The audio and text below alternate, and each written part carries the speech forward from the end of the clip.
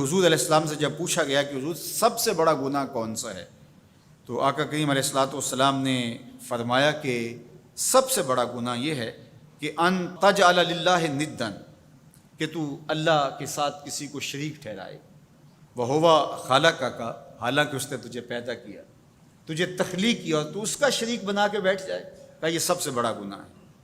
تو راوی نے عرض کی قلت ثم ایو، حضور پھر اس کے بعد؟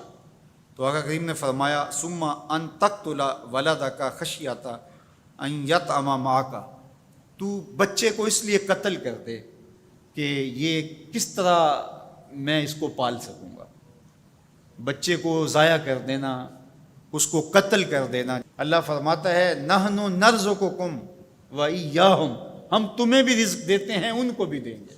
تیسری بات حضور نے فرمایا ان تزانی بحلیلۃ جارک، آپ ہمسائے کی بیوی کے ساتھ بدکاری کریں، تو یہ بڑے گناہوں میں سے۔ ہمسایہ ماں جائے کی طرح ہوتا ہے، اس کی دیوار سانجھی ہوتی ہے، اس کی عزت سانجھی ہوتی ہے، اور اگر کوئی شخص طاق میں رہے اور ہمسایوں کے گھر گھس کے ان کی آبرو ریزی کر دے، تو یہ تین بڑے گناہ جو ہیں ان میں سے ایک بڑا گناہ اللہ کے محبوب علیہ السلام نے ارشاد فرمایا۔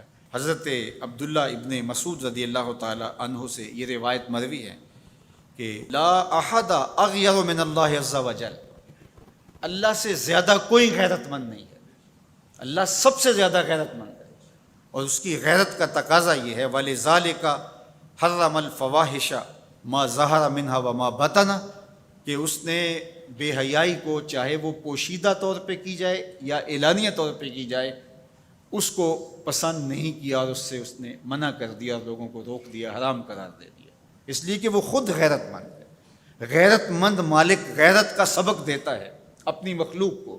اللہ تعالیٰ قرآن مجید میں ارشاد فرمایا وَلَا تَقْرَبُوا الْفَوَاحِشَ مَا ظَهَرَ مِنْهَا وَمَا بَطَنَ، فحش کام کے قریب نہ جانا، وہ اعلانیہ طور پہ کرو یا وہ مخفی طور پہ کرو۔ تو مفسرین نے لکھا کہ جو بدکاری ہے وہ مخفی فحش ہے، اور شراب نوشی یہ اعلانیہ فحش ہے۔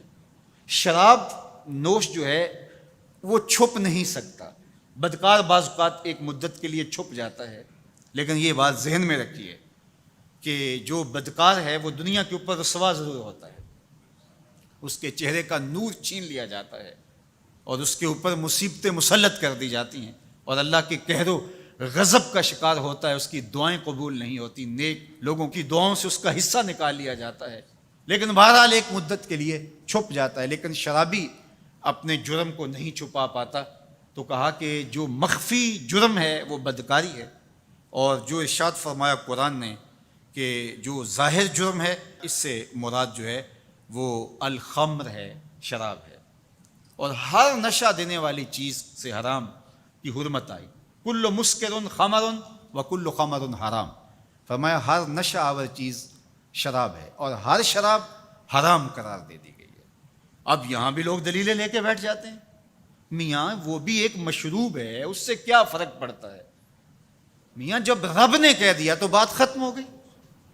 ایک یہودی کے پاس ایک مسلمان مہمان ٹھہرا، تو اس نے انگور پیش کیے، تو اس نے بڑے شوق سے لیے، تو تھوڑی دیر کے بعد وہ شراب لے آیا۔ اس نے کہا استغفر اللہ، میں مسلمان ہوں، میں شراب نہیں لیتا۔ تو اس نے ہنس کے کہا یہ جو انگور آپ نے کھائے ہیں شراب اسی سے کشید ہوتی ہے۔ تو اس مسلمان نے کہا کہ آپ کی اہلیہ کدھر ہے؟ تو وہ اپنی اہلیہ کو بلا لایا، تو کہا آپ کی کوئی اولاد بھی ہے؟ کہا ہاں میری بیٹی ہے، کہا اس کو بھی بلا لاؤ۔ تو اس کو بھی بلا لایا۔ جب دونوں آ کھڑی ہوئی تو کہا کہ یہ حلال ہے تیرے لیے، اور یہ بیٹی اسی کی ہے، اور یہ حلال نہیں ہے۔ تو جب اس یہودی نے یہ بات سنی فقال اشہد ان لا الہ الا اللہ وحدہ لا شریک لہ واشہد ان محمدا عبدہ ورسولہ۔ کہا اتنی خوبصورت دلیل، اتنی خوبصورت دلیل۔ کہا انگور سے شراب نکلی ہے تو شراب حرام کیوں، انگور حلال کیوں؟ تو کہا مجھے یہ بتاؤ کہ تمہاری بیوی تمہارے لیے حلال ہے، تمہاری بیٹی تمہارے لیے حرام کیوں؟ کہا بات سمجھ میں آ گئی۔ تو میرے رب نے، بعض کا تو اس کی حکمتیں ہمارے علم میں نہیں ہوتی، اور حکمت نہ جاننے کی وجہ سے ہم کہتے ہیں کہ یار یہ بات سمجھ میں نہیں آتی۔ یہی تو ہمیں بتایا گیا کہ جو سمجھ میں آئے اس کو بھی ماننا ہے، جو نہیں سمجھ میں آئے اس کو بھی ماننا ہے۔